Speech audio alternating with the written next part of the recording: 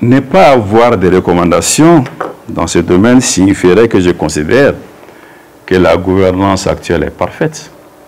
Elle est loin de l'être.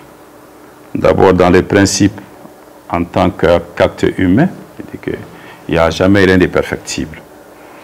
En l'occurrence, vous savez, cette transition, c'est l'affaire des autorités militaires, mais c'est aussi l'affaire du M5-RFP.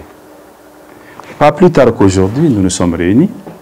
Je sors pratiquement d'abord pour venir ici, pour parler de cette gouvernance, pour parler de ce que nous considérons comme des lacunes, pour parler de ce que nous considérons comme des acquis, pour parler des recommandations et des propositions que nous devons faire.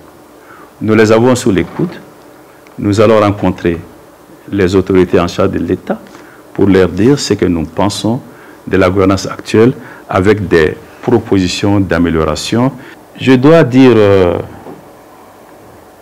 humblement, mais je dois dire ma fierté et l'honneur qui est le mien d'entendre un juré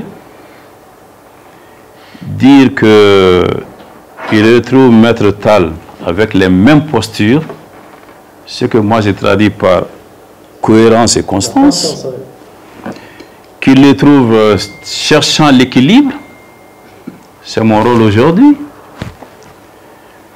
Loyauté dans les soutiens, je le revendique.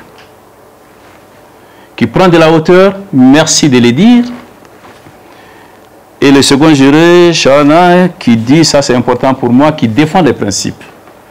Je souhaite me regarder dans une glace chaque matin, sans me reprocher quoi que ce soit, au nom des principes. Le temps est terminé. Oui. Permettez-moi de dire deux choses. Une pensée commune aux victimes des inondations. Elles ont beaucoup souffert. Cela continue et ça fait partie des déficits de la gouvernance. Et encore, les condoléances renouvelées à nos forces de défense et de sécurité et les soutiens que nous devons leur apporter. Merci infiniment de votre indulgence et de cet acquittement.